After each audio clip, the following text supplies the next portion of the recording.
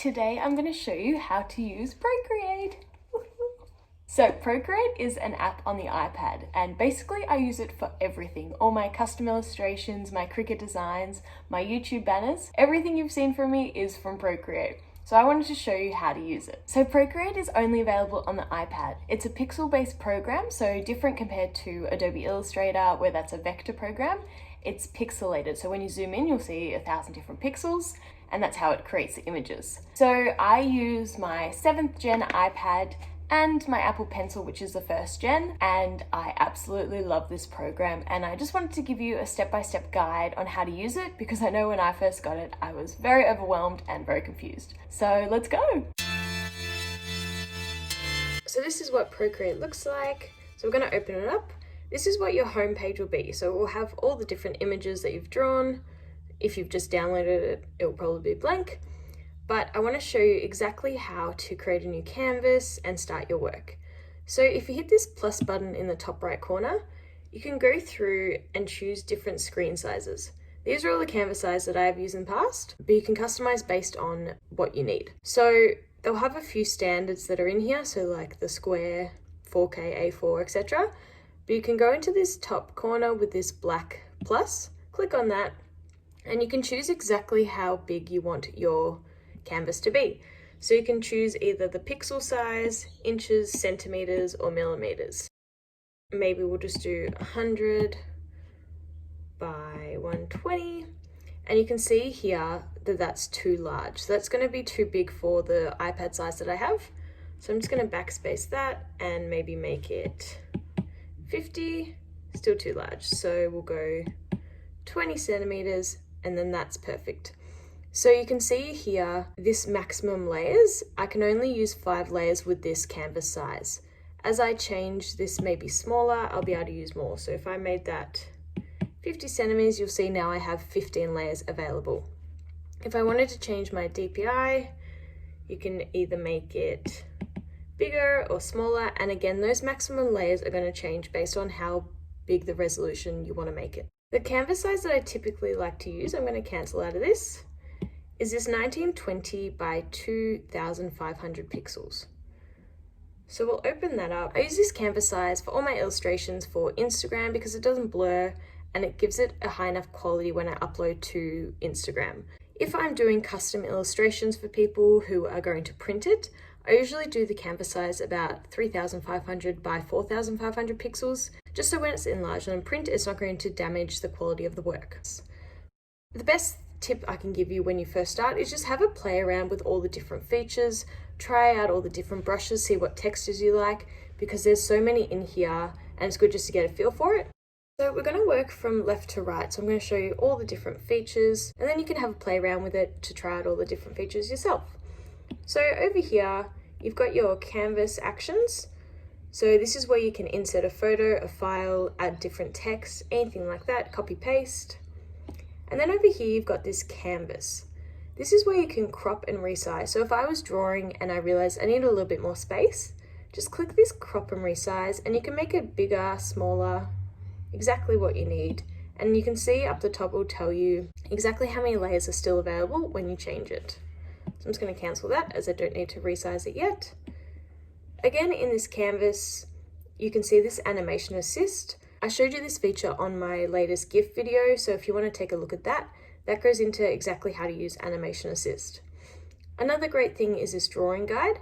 So if you click this button here and click Edit Drawing Guide, you'll come up with a lot of different options. So this either helps you exactly measure out how big you need something, get your lines straight, everything like that. It's really handy. And you can change how big this grid size is. So if you click where it says grid size, you can decide if you want it in pixels, inches, centimeters, or millimeters. So if I had a sticker that I needed to make and I wanted to make it around 5 centimeters, I click this 5 centimeter and it'll give me a grid size where I can place my stickers in and they'll be perfect to size. Another thing you can do is called symmetry, where everything I draw on the left side is the same to the right. So I'll show you how this works. So it makes perfect shapes, love hearts, anything like that. So that's really fun. And if you don't turn it off, it's going to keep doing it. So every time I draw. So there's 2 ways you can turn it off. You can go to this layer over here and just click off that drawing assist, or you can go back to that canvas and turn off drawing guide. Sometimes it likes to stay on because you've turned it on, so make sure you've checked that that's off. So over here now, you've got all these different fun functions. They've just added some new features to Procreate 5, which came out about a week ago, and I'll show you that in a separate video because they're really fun. But the main features are changing the hue, saturation, and brightness. So I'll just color drop in and I'll show you how this works. So if I was to click hue, saturation, and brightness, they've now got options in Procreate 5 where you can either choose to just draw around with the pencil and change different areas, or the whole layer. So if you're using different layers, you can change the hue based on which layer you're on. So this is how it would change. You can change the saturation, make it lighter, darker, and brightness. And if you didn't like exactly how that turned, just click over here and just click reset, and it'll go back to exactly the color that you had. So another thing is curves. Again, it changes that color. You can have a play around with that. And then you've got these features called Gaussian blur, motion blur, and perspective blur. These were part of the original and they're really fun. So Gaussian blur is really great for creating effects such as sunsets, or if you don't want it to be too bold. Basically click on that, slide it across. It's hard to see with one layer, but if I was to add a little bit of white in, you'll see exactly how that works. So we'll just do a few white lines so I can show you exactly how this Gaussian blur works. So if you click on this and slide it across, you can see that white lines going blurry and blending into the purple, and it makes some really cool effects. Get rid of those lines. Liquify is a really fun one, so I'll draw some white lines again, and you can choose different ways to liquify this image. So if I was to twirl it right, you can see how fun this is, mucking around. You can do different colors, and again, if you don't like how it's working, just reset it. And the rest of these functions here, so bloom, glitch, halftone, chromatic aberration, they're all on the new 5X feature. So they just came out, and I'll create a different video showing you exactly how to use them. Okay, so over here you've got this selection tool. So you can do a few different things with this. You've got either freehand, where you can just draw random shapes and fill them in, or you can do automatic, where it selects different sections, or you can draw different shapes. So if you wanted to get a perfect circle, you can just draw that and drop it in. So there's some pretty great features with this. Again, you've got your options here, so the copy paste feature, the color fill, things like that. So we'll just undo these. You can also undo by tapping on the screen, but I just typically use the arrows in the corner. And then you've got a function over here. So you've got different things you can use. So you've got freeform, which is really great when you just want to move a certain corner, not the whole image. Again, you can reset that. Uniform, which moves the whole image in and out.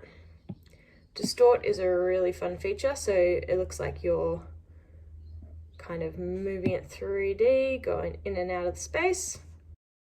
And warp is a really fun one as well with text. So you can drag it in, close it out. So it's just fun to have a bit of a play with these. You can flip them, rotate them. And it's good to get used to these features because they'll come in a lot of handy later. So over here now we have the brush feature, which is the best. There's so many different brushes you can use. You can scroll through and have a look at all the different ones, so have a play. My favorite is the technical pen. I've added different variations of it as I've used it, but the technical pen, the one we've got highlighted, is the one that comes with Procreate. So you can go through, there's ones for painting, pencils, airbrushing, there's different textures, so you can draw clouds, anything like that. So just have a play around, see which brushes are your favorite, what you like. But as I said, in this inking section, my favorite is the technical pen. So I want to show you with this pen how to make perfect shapes. So you had that function over in the selection tool to make a circle, but another way to do it is just to draw a shape, hold it down, and it's going to turn that into a circle. If you see up in the top, it's got this edit shape function. Click edit shape, and you can drag and make it bigger, smaller. And once you're happy with it, you can just click off and it will go away. And so now you've got that perfect circle. You can also do this with lines. So if it's not too straight, and I struggle with straight lines, this will help you make it a straight line. So this over here is your scale for the brush size, so you can make it big, small, and each brush has different sizes. Some are massive, some are really small, even when they're at 100%. And then you've got your opacity bar, so you can make it really transparent so you can hardly see it, or at full brightness. So over here you've got your smudge tool, and that's really fun. You can go brush size completely and then smudge it in so it blends in to the features. This is a really fun one for hair. So if you do all the different colors and highlights of the hair, you can smudge it all together and it makes it a little bit more realistic. So over here you've got your eraser, and similar thing, you can actually change the brush that you use for your erasing. So if you wanted to make a bigger brush, you could use a round brush and then erase that. So my background color is not transparent, it's white, which is why you can see the white when I erase. Over here you've got your layers. It's really great to start getting used to the habit of drawing different layers. So if I wanted to do a full color drop of a different color, I might make it a red just for fun. I can drag this top right corner where the red circle is and just drop it over. So that's my second layer. So it's not going to affect my first layer, but I can either make this a little bit more transparent. So if I was to click this N, I can change the opacity and now you can see through to that first layer. Another thing you can do is going here and looking through these different sections. So that's just by a left click, and you can either rename the layers, copy the layer, fill the layer, clear it. But these two functions here are really great. So you've got a thing called alpha lock and clipping mask. So I'm going to show you a different shape. I'm just going to turn those layers off. We're going to draw a circle, and I filled that in. Now, if I was to create another layer on top of that, I'll change the color, and you can see that's going over the top. So I'm struggling to keep it in that line of the circle. If I was to use this thing called clipping mask, it's now made it inside that shape. So if I was to draw, it's not going to go through the outsides of the circle. Another thing you can do is straight on this layer is called alpha lock. So again, it's usually a similar feature, but it's on the same layer, where if you draw, it's not going to go outside those lines. So whatever you've drawn on that layer, you'll keep it inside that line when you use alpha lock. The only difference between the two is just one's on a separate layer, and if you've already created that first layer and you don't want to draw on that same layer with a different color, then you can use that clipping mask, which I use more often. So another awesome feature with Procreate is if you wanted to insert photos, you can do that from your file. So if I was to use a reference image, I'd click here, insert a photo, and we'll just choose one that I was drawing the other day. So this is from the website Unsplash, which is commercially available images. And I can use that as my reference layer for when I'm drawing on the top. So if I was to choose a skin color, I can start drawing around that, and it's not going to affect that original layer of the image. So if I wanted to get rid of that to see how that drawing's going, you can go through and see that.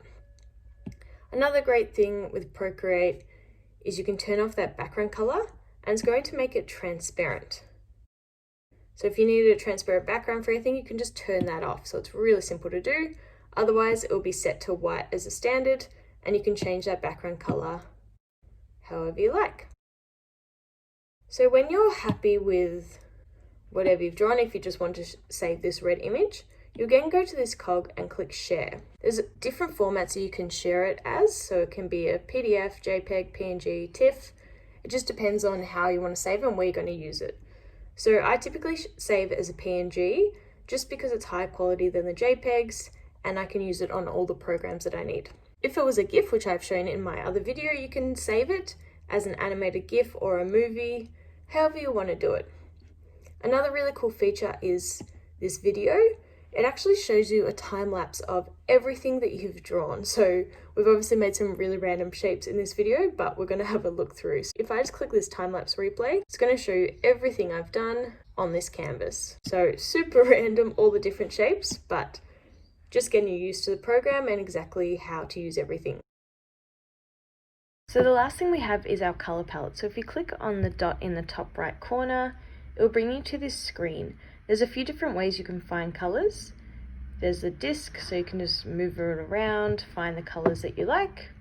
There's classic, so it's just got a bit more options, moving that around.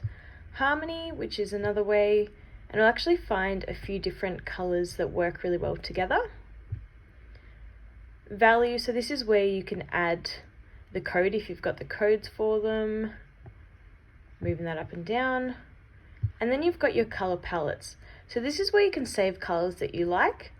A great thing with Procreate is that if you held down on the canvas, you can actually color match the color that you have. And then if you wanted to save that in your palettes, you just click on one of your palettes and it will save there. So in this section here, if you wanted to create a new palette, you can just click the plus. You can either create a new one from photos, which is a really cool function in the 5X feature, or you can just create a new palette and drop those colors in. So if you like that color, drop it in there. So these are the ones at the bottom that come with Procreate, and these are all the ones that are super random that I've created myself. If you wanted to go the whitest white or the blackest black, all you need to do is go right to that top left corner for the white and down to that bottom right corner for the black. So that's a first-hand look at Procreate. If you do download it, I would love to see the images you create, so please send them through. Otherwise, if you have any questions about Procreate, please let me know and I'd love to help you out. And look out for my videos on the new Procreate 5 features as they're so much fun. But otherwise, I'll see you next time. Bye!